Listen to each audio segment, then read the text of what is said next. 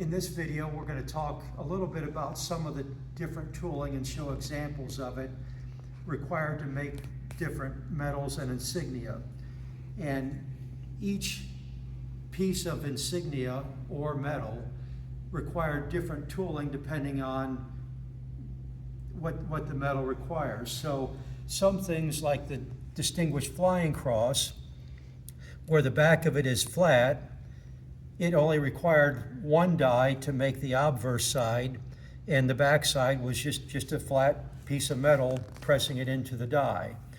Where others that had design on the front and back would have required two dies, each die obviously making the design on the different sides.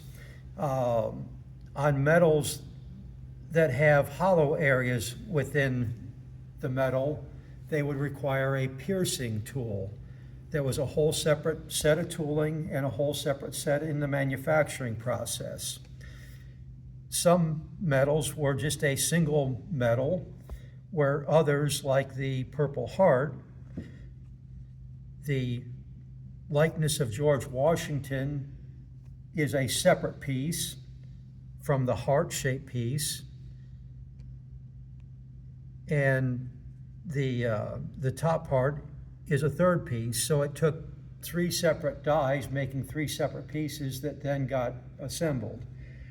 So when you hear the term hub, a hub is synonymous with a hob or a master working die.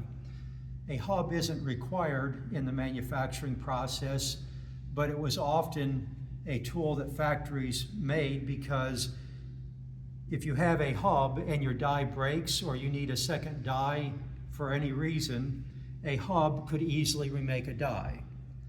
Without a hub and a die breaks, you have to remake an entire die, which is a very lengthy process. If you have a hub, it's easy to make a die because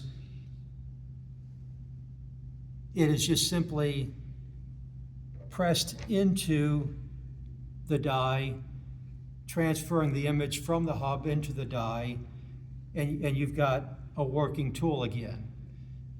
For the factories that didn't have hubs, when your die broke, it could be a process that takes a very long time, days, weeks, even months, back in the days when dies were hand engraved to make a new die. So that's the importance and the reason why factories used hubs. This hub here is an example of one from the US Mint. And in our first video, we talked about hubs from the US Mint were supplied to the quartermaster, and the quartermaster, for the factories that were awarded contracts, they would send a hub to the factory would use the hub to make a die, and then they return the hub back to the quartermaster. It was one way of getting insignia and metals that were consistent from one factory to another when you had multiple factories manufacturing them. Prior to World War I, that was not a generally used practice, where factories earlier made insignia based on a written description, so their dies and their tooling from one factory to another could vary much more, and they did vary greatly. So as you can see on the side of this hub, it says USM for the US Mint, and then 5/4/24, April 5th, 1924 was when that was manufactured. So over here is an example of a trimming tool. When a blank is pressed on a stamping die, what it's doing is it's moving material. You're forcing material into the die to hopefully transfer the image of the die into that blank. And once that is accomplished, you've got to remove the excess material that got pressed off to the sides. And so in this case, a trimming tool did that. And then from the trimming tool, that's what this piece would look like. and there's still excess material here between the wings and the propeller. So that piece would then get put in that template or that fixture, and a piercing tool would be pressed in there and remove that excess material so that the propeller is properly shaped and formed.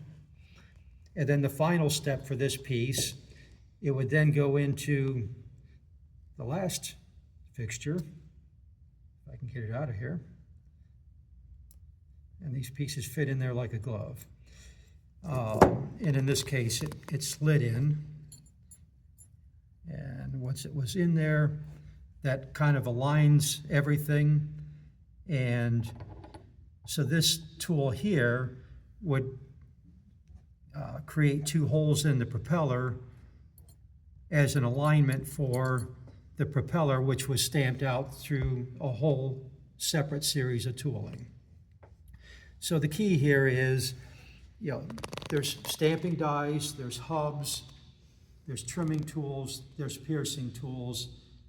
Some of these metals required all of these different tools and more. Some of them didn't require the piercing or even the trimming, depending on how it was made.